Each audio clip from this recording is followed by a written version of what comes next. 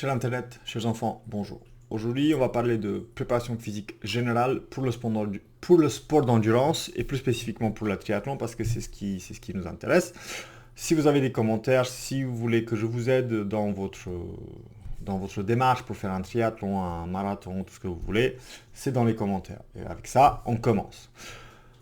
Pour tout ce qui concerne sport d'endurance, ok, pour tout ce qui concerne course à pied, marathon, triathlon, trail, tout ce que vous voulez, il y a, il y a une métrique ou un métrique, une métrique, il y a un aspect qu'il faut tenir, de quel il faut tenir compte. Et ça, c'est votre VO2 max. Votre VO2 max, en gros, c'est votre capacité à consommer de l'oxygène à l'effort. Plus cette capacité, plus ce chiffre, il est haut, mieux c'est pour vous. Peu importe ce que vous faites.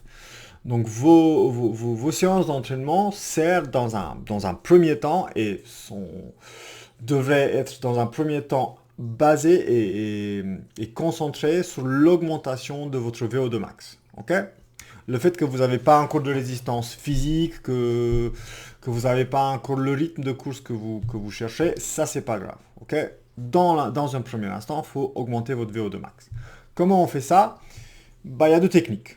Soit je fais des séances, que ce soit natation, vélo ou course à pied, qui sont extrêmement intenses, qui seront du coup courtes, dire 30 minutes, peut-être à un moment donné 1 heure pour tout ce qui est vélo. Mais pour tout ce qui est natation et course à pied, ça dépasse rarement 1 heure. Voilà. Donc vous aurez des séances extrêmement intenses qui montent votre fréquence cardiaque et qui vous tient dans cet état de stress de telle manière que votre VO2 max, votre capacité de consommer de l'oxygène à l'effort va augmenter. Ça, c'est la première chose. La deuxième tactique, c'est d'entraîner votre cœur, c'est d'entraîner vos capacités cardiovasculaires, cardiopulmonaires à une intensité assez basse. Ok? Comment on fait ça? Faut mesurer sa fréquence cardiaque au repos, sa fréquence cardiaque maximale. Donc il y a des formules sur Internet sur lesquelles on pourra revenir plus tard. Et en fonction de ces chiffres-là, il y a plusieurs zones qui se définissent. Il y a une zone d'échauffement, il y a une zone aérobie, il y a une zone maximale et ainsi de suite. Et la deuxième théorie de préparation et d'augmentation de votre VO2 max dit que si vous vous entraînez dans la zone numéro 2, okay, si vous entraînez dans la zone numéro 2 sur 5 de ces 5 zones, vous aurez augmenté votre capacité de consommer l'oxygène à l'effort, mais bien évidemment, c'est des séances qui vont être un peu plus longues. Donc ça va dépasser 30 minutes, 1 heure, voilà. Concernant, parce qu'on doit aussi rentrer un peu plus dans le spécifique, on va commencer par la natation et on va en discuter de vélo et de course à pied plus tard. Concernant la natation, si vous choisissez de commencer avec la natation parce que vous ne savez pas nager ou vous savez nager mais pas correctement, voilà. Si la natation vous fait peur, commencez par la natation.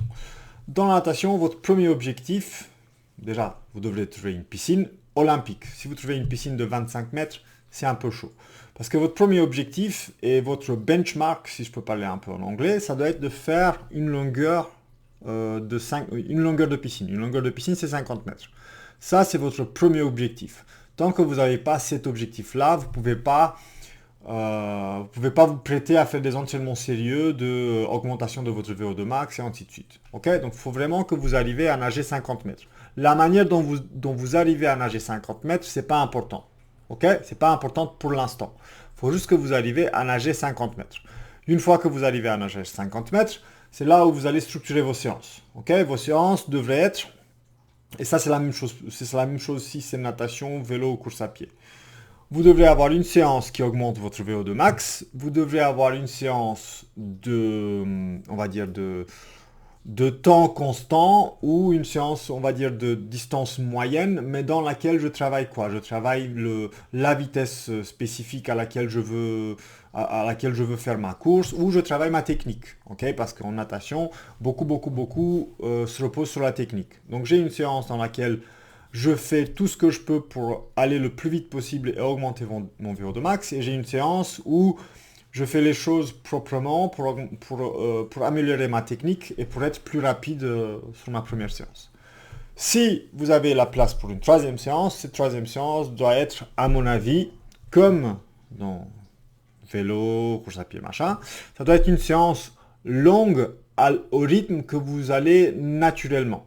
Ok, donc imaginons vous arrivez à faire 50 mètres, puis après vous augmentez votre VO2 max et vous êtes